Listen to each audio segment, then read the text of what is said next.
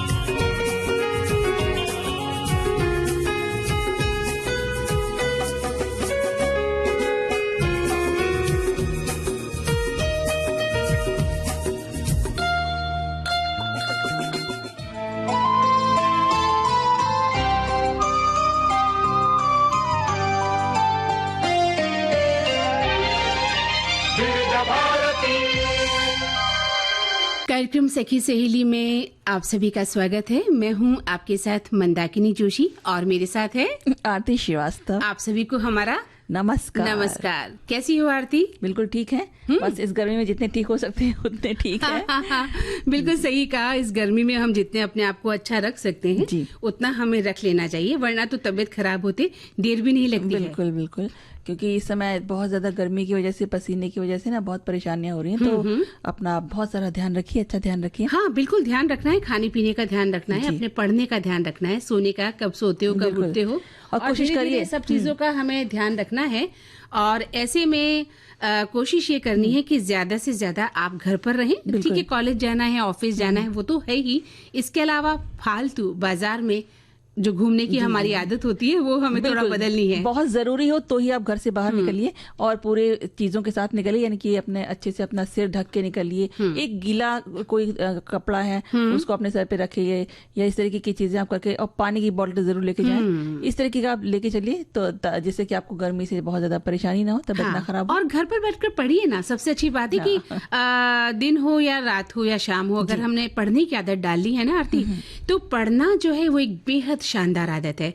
और ये जो किताबें हैं वो हमारा ज्ञान तो खैर बढ़ाती ही है, इसके अलावा हमें नई दुनिया में ले जाती है और हमारा तनाव कम कर देती है और हमारे मन को सुकून देती है। बिल्कुल, और हमारा शब्द भंडार भी बढ़ा देती हैं। और जितना हम किताबों से जान सकते हैं ना, उतना मोबाइल में देख के या फिर बाहर इतना ज्यादा इतनी गर्मी है, इतनी परेशानी है, तो वहाँ बाहर जाके अपनी तबियत खराब करने से बेहतर है हम घर में रह के थोड़ा अच्छा साहित्य पढ़ें, या जो भी हमारा इंटरेस्ट है हम उसको पढ़ें, जिससे कि हमें अच्छा लगेगा। खासतौर से गर्मी को कोसने से अच्छा है कि हम पढ़ें। कहानी पढ़ सकते हैं, उपन्यास पढ़ सकते हैं, आत्मकथाएं पढ़ें, जीवनी पढ़ें। पढ़ के थोड़ा बहुत उसको लिखने की कोशिश करें कि आपने क्या सीखा, या क्या आपको उसमें अच्छा लगा। उस चीज को आप थोड़ा सा नोट्स बनाना शुरू करें, देखिए आपकी खुद की एक किताब तैयार हो जाएगी। बिल्कुल सही कहा। और डिजिटल प्लेटफॉर्म्स तो हमें कितने मिल गए हैं आजकल, बस उसका उपयोग करना हमें आना चाहिए और हमें सीखना भी चाहिए। तो चलिए बताइए आज क्या क्या कार्यक्रम आप लेकर आई हैं? आज हम लेके आए हैं मानसिक मजबूती आपको किस तरीके से अजय बना देती है। अजय मतलब ये, आप अगर देखिए मन की जीते जीत होती है। अगर आपका मन आपका मजबूत है ना, आप उससे नहीं डिग सकते अगर, तो फिर आपको कोई भी हरा नहीं सकता। सबसे बड़ी बात है हमारा मन कितना सशक्त है। अगर मन के हारे अगर मन हार गया तो फिर हम कुछ भी नहीं कर सकते हैं। बिल्कुल बिल्कुल। तो हम इसके ऊपर कुछ चर्चा करेंगे। आप भी बताइए किस तरीके से आप अपने मन को सशक्त बनाते हैं। हमारे श्रोता बता सकते हैं हमारी किस तरह से, अगर कोई आपको कहीं पे ना कहने का मौका आता है तो आप उसको पूरी अपने शक्ति से ना कह पाते हैं या फिर हिचकिचा जाते हैं। और कई बार क्या होता है आपके घर परिवार में भी जो है बहुत सारी बातें होती हैं पति पत्नी के बीच में।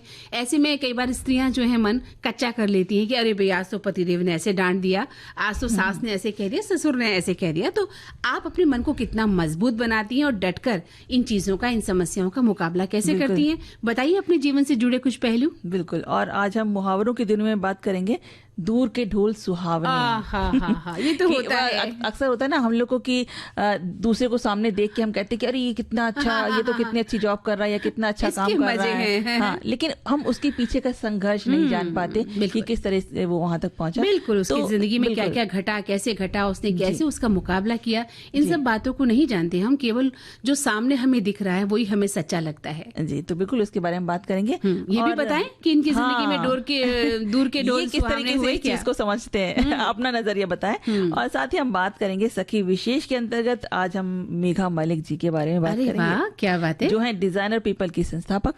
और हल्की फुल्की बातें भी कुछ करेंगे ना। हाँ, बिल्कुल, हल्की फुल्की बातें तो जिंदगी में बहुत जरूरी है। जबकि विषय जो है ना वो हल्की फुल्का नहीं है, बहुत ही ज्यादा डेंजरस विषय है। आपने कंट्रास्ट कर दिया है, बातें हल्की फुल्की कही है और विषय रखा है हो जाती है घरेलू बजट। बाप रे, जिसपे अक्सर तकरार हो जाती है। हाँ, पूरे घर में मतलब एक राय कोई नहीं हो पाता इस विषय पे। बिल्कुल सही कहा। और इसके लिए जो पता है, जो गृहिणियां है ना, वो सबसे ज्यादा परेशान हो जाती हैं। बिल्कुल।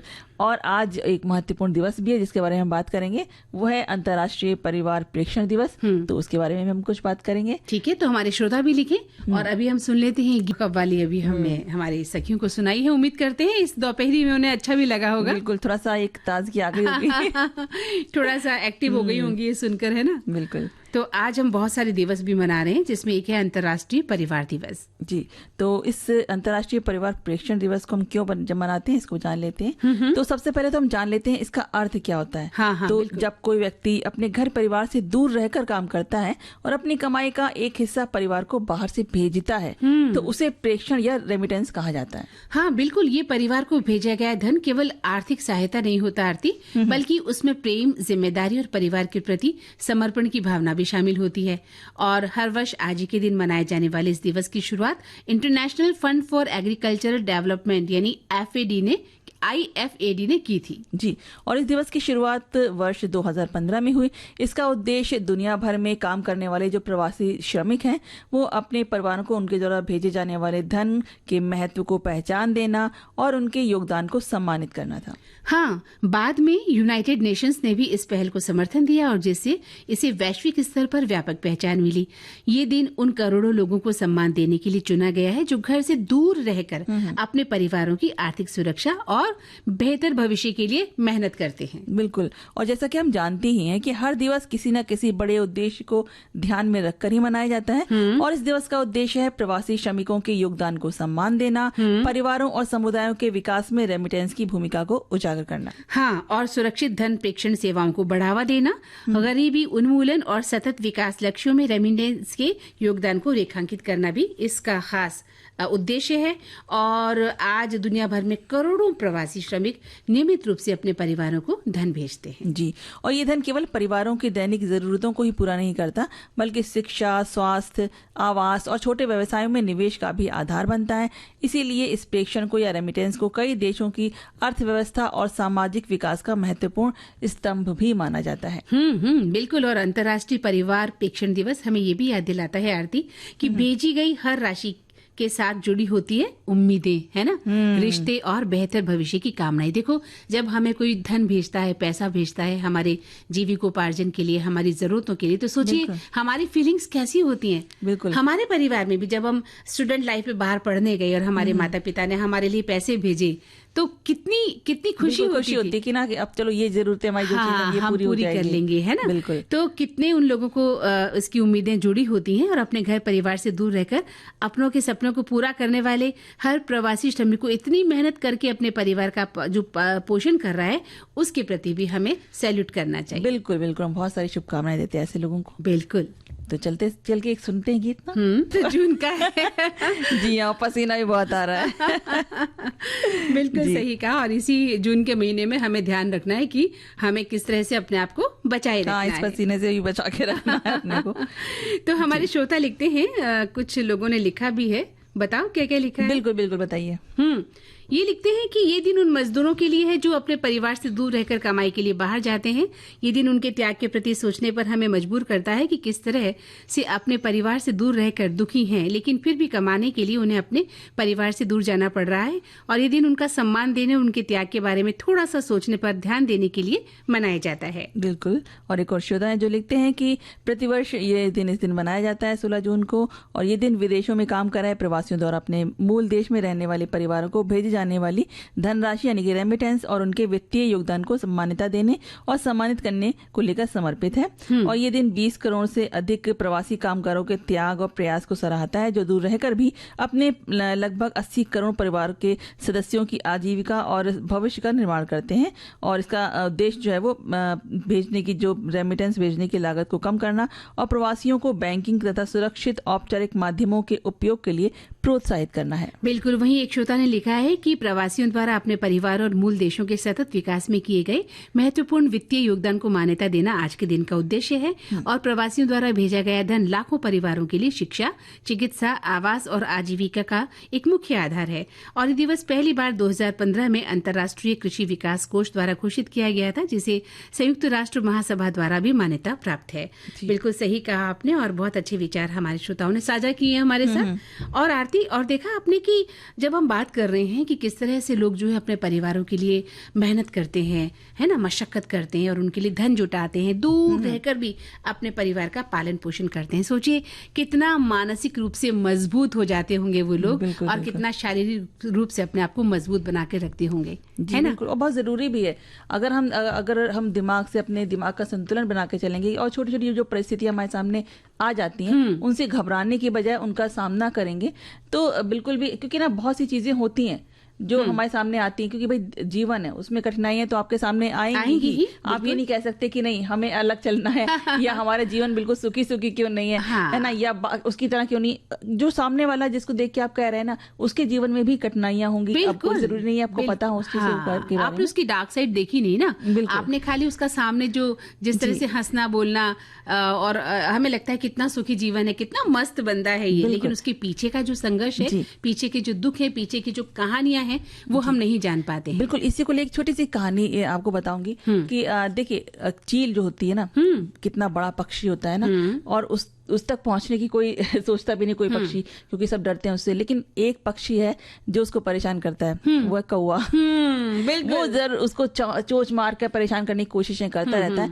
लेकिन वो क्या करता है पता है, वो ध्यान नहीं देता उसकी तरफ, क्योंकि वो अपनी एनर्जी है जो है ना वो उस पर वेस्ट नहीं, उस पर बिल्कुल भी जाया नहीं करता। वो अपनी उड़ान को ऊपर ऊंचा कर देता है, वो इतना ऊंचा उठ जाता है कि कौवा वहां तक पहुंच ही नहीं पाता। तो वो मतलब उससे जूझा नहीं, उसने कोई बात नहीं करी, उसके ऊपर वो डिस्टर्ब नहीं हुआ, अपना संतुलन नहीं बिगाड़ा, नहीं हटा किसी को देख के, बस उसने अपनी उड़ान को इतना ऊंचा कर लिया कि वो उस तक पहुंच ही नहीं पाया। बिल्कुल सही कहा आपने कि आपको जो है, अगर आप अच्छा काम कर रहे हैं, जिंदगी में आगे बढ़ रहे हैं, तो तंग करने वाले, परेशान करने वाले, है ना, बहुत लोग मिलेंगे, लेकिन आपको अपना लक्ष्य बनाए रखना चाहिए कि नहीं, आपकी उड़ान चील जैसी होनी चाहिए कि आपको इतना ऊंचा उड़ना है कि कौवा खुद ब खुद अपनी उड़ान हटा ले, है ना। बिल्कुल, वो हार मान के अपने आप ही हट जाए। हाँ, ये होना चाहिए, और होता भी है। कुछ लोग जो महान बने हैं, उन्होंने ऐसे ही तो महानता अर्जित नहीं की ना आरती।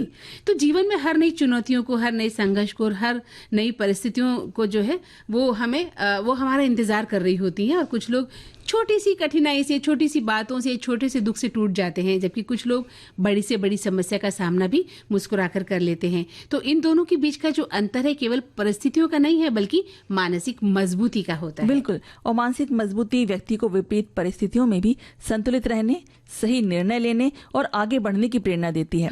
ये किसी जादू की तरह नहीं आती कि एकदम से किसी ने आपको मंत्र फूंक दिया और आपने एकदम से आपके पास जादू की छड़ी आई, आपने गोल गोल घुमाया, खुल जा सिम और ताला खुल गया। बिल्कुल, ये ऐसा कुछ नहीं होता ऐसा, बल्कि अनुभवों, धैर्य और सकारात्मक सोच से विकसित होती है। प्रतिस्पर्धा, तनाव, अपेक्षाएं और तेज रफ्तार जीवन कई बार मन को विचलित कर सकते हैं। हाँ बिल्कुल। और मानसिक मजबूती का अर्थ ये नहीं है कि व्यक्ति कभी दुखी ना हो या उसकी आंखों में आंसू नहीं आते।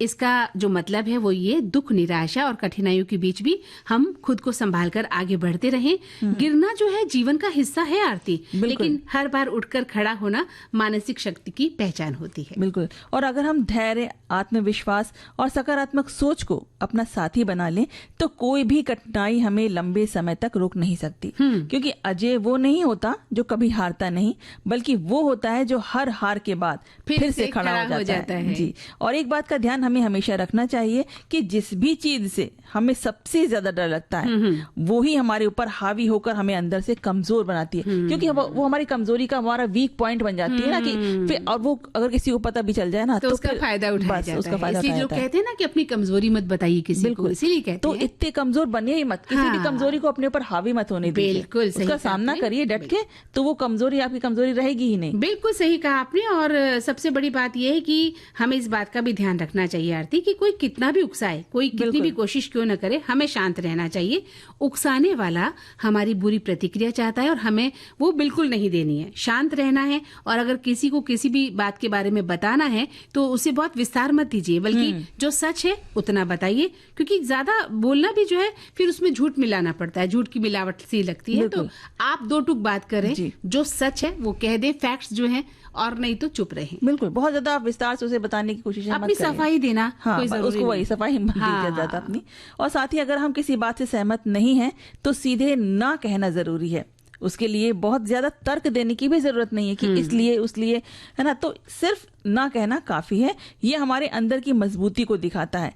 अगर कभी कोई बहस हो जाए या किसी बड़ी बात पर प्रतिक्रिया देनी है तो आपको तुरंत प्रतिक्रिया नहीं देनी चाहिए। होता क्या है, हम तुरंत प्रतिक्रिया दे देते हैं। हाँ। वहीं पर हम गलत हो जाते हैं। बिल्कुल, क्योंकि तुरंत प्रतिक्रिया हमारे गुस्से की वजह से आ सकती है, या हमारे अंदर जो इमोशंस हो रहे हैं, जो भावनाएं आ रही है ना, उसकी वजह से हो सकती है। हम जब ठंडे दिमाग से प्रतिक्रिया देते हैं तो वो बिल्कुल अलग होती है, शांत हो जाते हैं। कई बार तो प्रतिक्रिया देने का मन भी नहीं करता है। जब आप शांत रहते हैं, अपने आप को थोड़ा टाइम देते हैं ना आरती, तो लगता है अरे जाने दो ना, क्या पड़ा इन बातों में। और आपने तुरंत प्रतिक्रिया दी नहीं तो चार बातें गलत आपके मुंह से निकली नहीं, क्योंकि उस वक्त आपके भीतर बहुत सारी भावनाएं जो है घूम रही होती हैं और आपको समझ नहीं आता कि आप क्या कहने जा रहे हैं। तो थोड़ा रुक कर संयत होकर बोलना जो है वो आपकी आंतरिक मजबूती को दिखाता है। और सबसे बड़ी बात है कि कभी कोई मुश्किल परिस्थिति में हो, अपने को बचाव की स्थिति में लाकर घबराने की बजाय हमें चाहिए कि हम बिना घबराए सामने वाले से प्रश्न करें और खुद को मजबूती के साथ प्रस्तुत भी करें। बिल्कुल, क्योंकि जहां हम थोड़ा सा भी पीछे हटने लगते हैं ना, वो एक हिसाब होता है ना कि आप आक्रमण की मुद्रा में रहे हैं, ना कि डिफेंस में। जहां हम डिफेंस में अपने को बचाव की स्थिति में ले आते हैं ना, वहीं हम पे लोग हावी होने लगते हैं। तो आप ऐसा स्थिति अपने आपको कभी अपने लिए मत लेकर आइए। तो आप प्रश्न पूछिए। अगर आप हम पे ऐसा कुछ कह रहे हैं, हमारे लिए कुछ ऐसा कर रहे हैं, तो क्यों कह रहे हैं, ये क्यों, कैसे, ये जरूर आप पूछिए। बिल्कुल, सवाल पूछने, प्रश्न खड़े करने बहुत जरूरी हैं। बिल्कुल। और उसके बगैर अगर आपने अपने आप को अपना कदम पीछे खींच लिया तो लोग आपको कमजोर समझकर बस वहीं पर आप पर वार भी कर देते हैं। बिल्कुल, फिर हम अगर सही भी होंगे ना तो भी कोई नहीं गलत माने जाते हैं। इसलिए किसी की बात पर आंख बंद करके एक तो विश्वास नहीं कीजिए और अपनी बात को मतलब ये सोचिए कि मैं क्या कह रहा हूँ और सामने वाला क्या सुन रहा है। हमें धोखेबाजी से भी बचाना है और कभी भी अपनी भावनाएं हर किसी के साथ साझा नहीं करनी, क्योंकि हर बार हर कोई हमारी भावनाओं को आदर से नहीं देखता। होता क्या, हम इमोशनल होते हैं और हर एक को अपनी बात कह देते हैं। बिल्कुल। और मतलब किसी के ऊपर भी विश्वास मत करिए कि हाँ हमने ये कह दिया कि नहीं हम आपकी बात को नहीं करेंगे। अगर उसने कभी भी किसी इमोशन में आके कह दिया तो फिर आपकी परेशानी आपके लिए खड़ी हो सकती है। सारी परेशानी खड़ी हो जाती है, फिर आप अपनी सफाई देने लगते हैं। लेकिन इस वक्त हमें सफाई ये देनी है आरती, अंतराल का समय हो गया है। एक छोटा सा अंतराल लेते हैं जी। बात सभी सुनने वालों का एक बार फिर से स्वागत है। तो बात क्या चल रही थी? बात हम मानसिक मजबूती की कर रहे हैं। तो और उसी में हम आगे बढ़ते हैं। तो हर किसी के सामने अपनी भावनाओं की मुट्ठी को मत खोलिए। और हाँ, जब कोई बहुत तेज आवाज में और गुस्से से बात कर रहा हो तो खुद को शांत और संयत स्वर से बात करने पर वो धीरे धीरे हमारी आवाज के स्तर पर आने लगेगा। अपनी किसी भी सही बात के लिए 10 लोगों की हामी का इंतजार मत करिए। बिल्कुल सही कहा, क्योंकि ना देखिए, जब हम बहुत तेज आवाज में कोई हमसे बात कर रहा हो ना, तो जब हम अपने बिल्कुल संयत स्वर से धीरे और हम जैसे हम बोलते हैं उस हिसाब से बात कर रहे होते हैं ना, तो उसको भी लगता है ना कि अरे सब मुझे देख रहे होंगे कि मैं ही इतनी तेज आवाज में चिल्ला के बात कर रहा हूँ और सामने वाला तो बिल्कुल आवाज में धीरे धीरे से बात कर रहा है। तो धीरे धीरे उसको भी एहसास होगा, वो आपके लेवल पे आना शुरू होगा। बिल्कुल सही कहा आपने। और ऐसी स्थिति में क्या होता है कि सामने वाले को अपनी गलती का एहसास भी हो जाता है कि वो बिना बात के चीख रहा है या चिल्ला रहा है ना। जी। तो और एक बात और है आरती, जब हम सॉरी कहते हैं कई बार देर से आए, तो उसकी जगह हम बहुत कुछ कह सकते हैं, यानी सकारात्मक रूप से हम उसे धन्यवाद भी दे सकते हैं, आपने इंतजार किया, आपने हमारा इंतजार किया, है ना। ये थोड़ा सा ये हो जाएगा ना, एक सकारात्मक पहलू आ जाएगा इस चीज का सामने, है ना। और जैसे कि हमने कहा कि हामी मत भरिए, मतलब अगर आप सही हैं किसी चीज को लेके, आप सही हैं, तो आप उसको अप्रूव कराने के लिए 10 लोगों के पास मत जाइए, है ना, कि देखो देखो ये चीज सही है ना, देखो देखो ये चीज सही है ना। कहते ना कि 4 लोग क्या कहेंगे, तो आप उन 4 को भूल जाइए। और ऐसा होता है, लोग जो है 10 लोगों के पास जाकर पूछते हैं, है ना, हम सही हैं, हम सही हैं। अगर आप सही हैं तो आप सही हैं, बिल्कुल अपने दिमाग से अपने आपसे निर्णय लीजिए। बिल्कुल, आपका अपना निर्णय कोई भी हो सकता है, उसमें आपको डरना किस बात का। अगर आपका निर्णय किसी का नुकसान नहीं कर रहा है तो आपको डर नहीं होना चाहिए, है ना। और सबसे बड़ी बात यह है आरती, हम लोग भावुक लोग जो होते हैं ना, मैं भी वैसी ही हूँ कि मैं लोगों के साथ भावनाओं में बहती हूँ। मतलब किसी ने प्यार से बोला तो उसके साथ अरे कितनी अच्छी है ना, कितना अच्छा है। और लोगों को पढ़ना सीखना चाहिए, जो कि हम नहीं सीख पाते हैं, या भावुकता, जैसा मैंने कहा, हम भावुकता में बह जाते हैं। तो लोगों को पढ़ना सीखें, उनकी प्रतिक्रिया क्या होती है जब हम उन्हें ना बोलते हैं। बारीकी से ध्यान दीजिए, जब आप उनको ना बोलते हैं तब उनके चेहरे पे कैसे भाव आते हैं, ये आपको जानना बहुत जरूरी है। क्योंकि आपने जब तक हाँ भरी तब तक आप बहुत अच्छे थे, लेकिन जैसे ही आपकी किसी भी बात पर ना हो गई, आप बुरे हो जाते हैं, है ना। आपके बारे में 10 सवाल खड़े कर दिए जाते हैं। तो ये जानना आपको बहुत जरूरी है। तो अपने व्यक्तित्व को अजय बनाइए, अपने व्यक्तित्व को अंदर से मजबूत बनाइए, और उसके लिए जरूरी हम दूसरों को बहुत अच्छी तरीके से सुने, उनको ऑब्जर्व करना सीखें, उनको ध्यान से उनको देखें कि वो कैसे प्रतिक्रिया देते हैं, या हमारी किस बात पे कैसी प्रतिक्रिया देते हैं, इस चीज का आप ध्यान रखें। और जब भी हमें क्रोध आए या गुस्सा आए, तो हमें अपने ऊपर थोड़ा नियंत्रण करना चाहिए। क्योंकि क्रोध हो या गुस्से में हम बहुत कुछ उल्टा सीधा बोल जाते हैं, जो हमें नहीं बोलना चाहिए। बिल्कुल सही। और बाद में हमें उसका पछतावा भी होता है। लेकिन शब्द ऐसे हैं ना, जब निकल जाते हैं तो वापस नहीं आ सकते। बिल्कुल। तो इस बात का हमें ध्यान रख के बोलना चाहिए, सोच समझ के बोले, तोल मोल के बोले। हालांकि कई बार ऐसा होता है कि हर बार हम गणित नहीं संबंधों में लगा पाते, और अपना समझ कर कई बार हम बहुत कुछ कह जाते हैं, लेकिन ऐसा फिर भी न कहें जो बाद में आपको पछतावा दे। और हम सबकी आदत होती है कि अगर कोई हमारी तारीफ कर दे, जैसा कि तुम मेरी अक्सर तारीफ करती हो, आज नहीं की है तुमने, तो मैं तुमसे नाराज हो गई हूँ। ऐसे लोग हमसे नाराज हो जाते हैं जब हम उनकी तारीफ नहीं करते हैं, या कर देते हैं तो हमारी उसमें पसंद वाली लिस्ट में शामिल हो जाते हैं।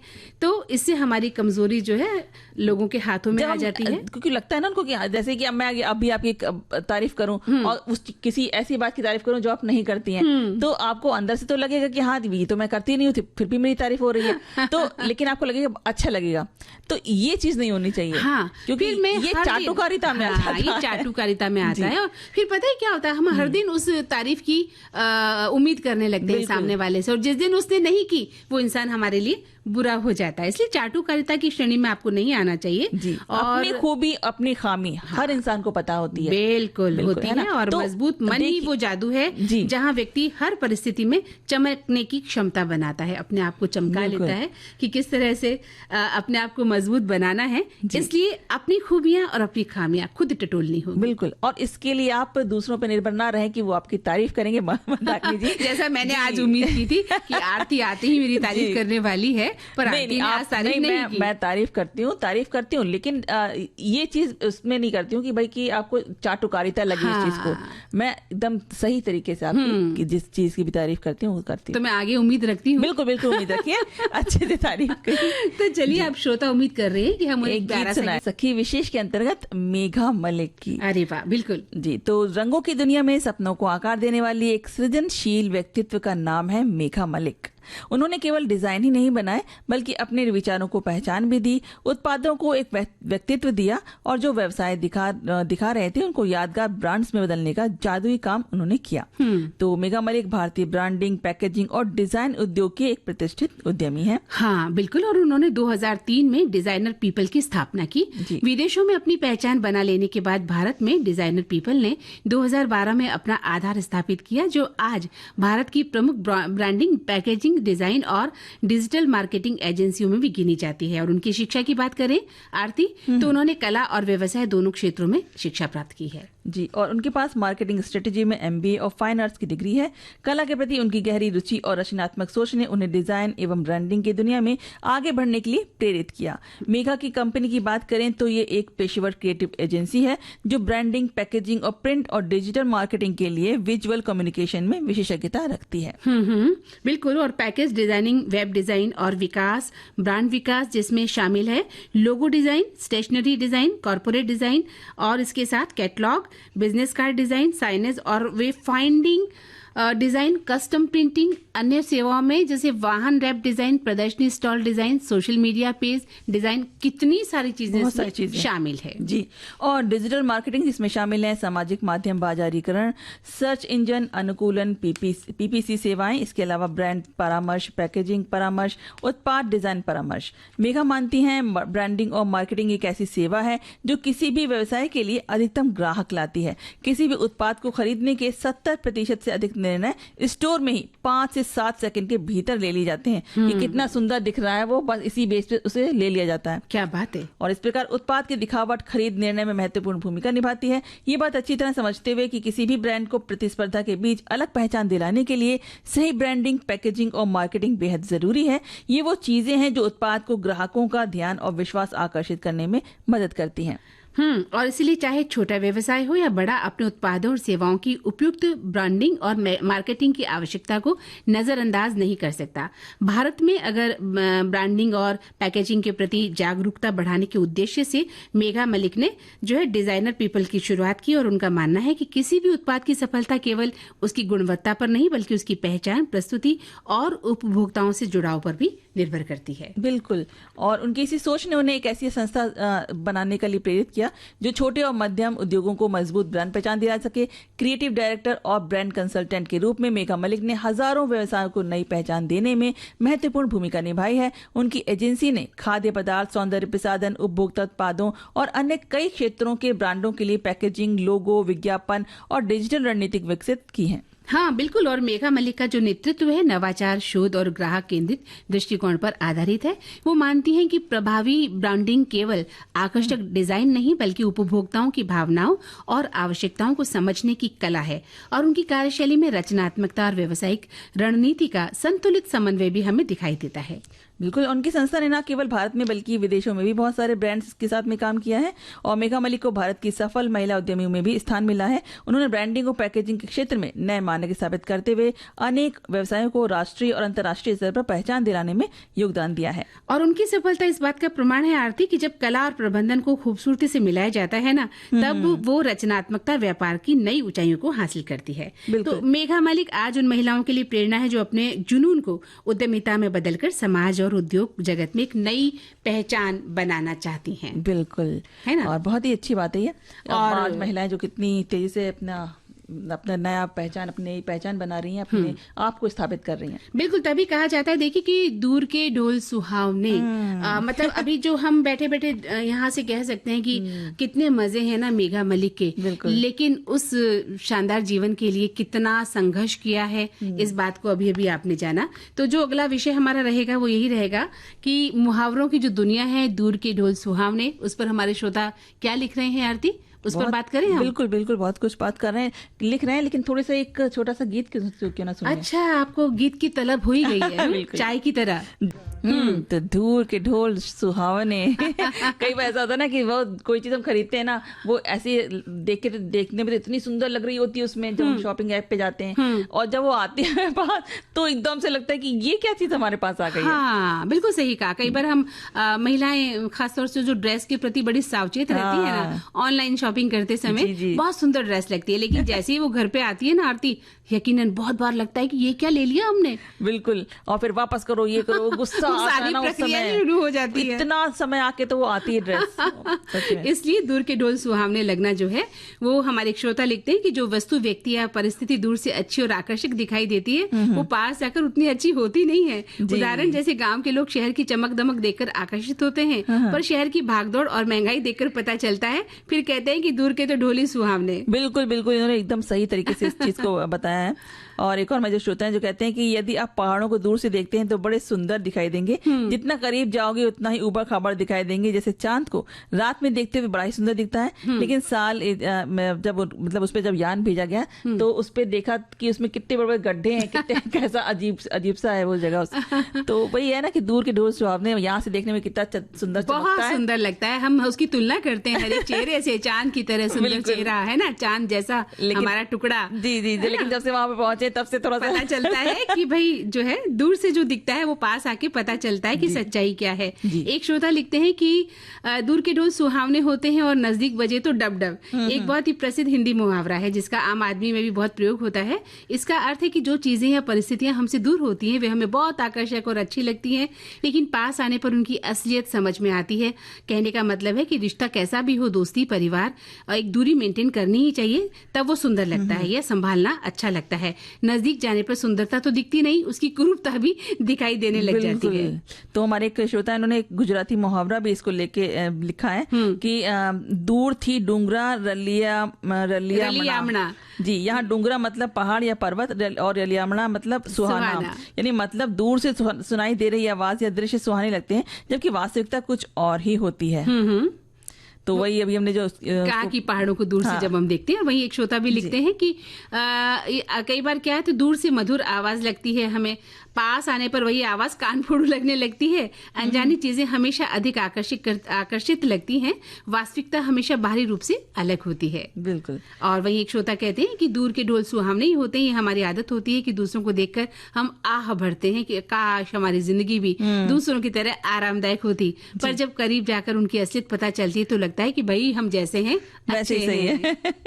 जी, तो बहुत सी चीजें जो हमें दूर से तो वो लगती है, जैसे हमारे श्रोता जो लिखती हैं कि दूर के ढोल सुहाने होते हैं और नजदीक बजे तो जैसे आपने बताया भी इनके बारे में, तो इन्होंने बताया कि किस तरह से कठिनाइयां और कमियां हमारे सामने आती हैं उस चीज के लिए। लेकिन तो बहुत से जो श्रोता है हमारे इसी चीज को लिख रहे हैं, तो बहुत ही अच्छी बात है। बिल्कुल, लेकिन यहाँ मैं ये कहना चाहूंगी आरती कि दूर से आरती और मंदाकिनी जैसी सखियां भी बहुत अच्छी लगती हैं, लेकिन यकीनन पास आने पर भी वो अच्छी लगेंगी।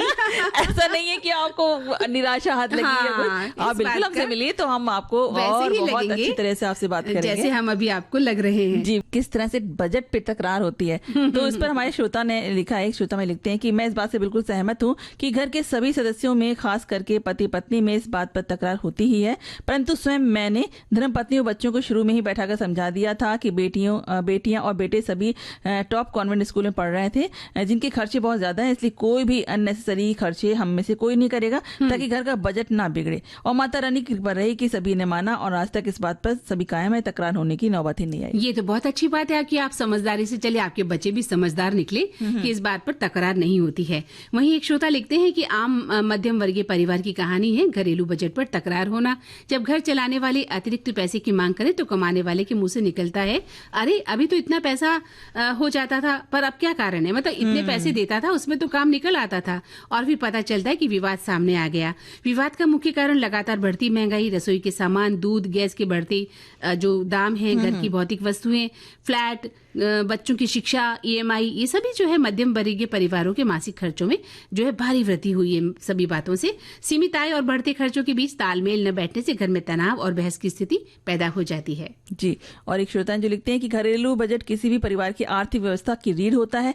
परिवार की आय और खर्चों के बीच संतुलन बनाए रखने के लिए बजट बनाना बहुत आवश्यक है, लेकिन कई बार यही बजट परिवार के सदस्यों के बीच तकरार का कारण बन जाता है। सीमित आय और बढ़ती महंगाई के कारण जब सभी इच्छाओं को पूरा करना संभव नहीं होता तब मतभेद पैदा होने लगते हैं। यदि परिवार के सदस्य मिल बैठकर आय, खर्च और बचत की योजनाएं बनाएं तथा एक दूसरे की जरूरतों को समझें तो अधिकांश समस्याओं का समाधान आसानी से हो सकता है। हाँ, बिल्कुल सही कहा। और वहीं एक श्रोता लिखते हैं कि घरेलू बजट किसी भी परिवार की आर्थिक व्यवस्था की रीढ़ होता है। परिवार की आय और खर्चों के बीच संतुलन बनाए रखने के लिए बजट बनाना बहुत जरूरी है, लेकिन कई बार यही बजट परिवार के सदस्यों के बीच तकरार का कारण बन जाता है। सीमित आय और बढ़ती महंगाई के कारण जब सभी इच्छाएं पूरी करना संभव नहीं होता तो मतभेद पैदा होते हैं और परिवार के सदस्यों के बीच में क्या होता है, आपस में तनाव। देखिए, आपका एक श्रोता का हम लोगों ने दो बार उनको पढ़ लिया। हाँ। उनको इतना ज्यादा उनका बढ़िया उन्होंने इस चीज को लिखा तरीके से समझा के, क्योंकि बजट की जो चीजें होती है ना, वो यही चीजें होती है। हर घर की समस्या ही यही है, जो कि मतलब जब भी बजट बनाने बैठते हैं ना तो सबकी अपनी अपनी इच्छाएं होती हैं, बिल्कुल। है ना, और सबको लगता है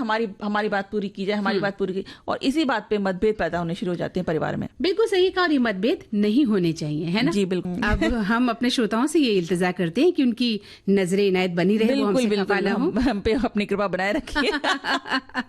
तो भाई अब जो है सखी सहेली कार्यक्रम का वक्त खत्म हो चला है, और इस कार्यक्रम से अब मंदाकिनी जोशी और आरती श्रीवास्तव को दीजिए अनुमति। नमस्कार।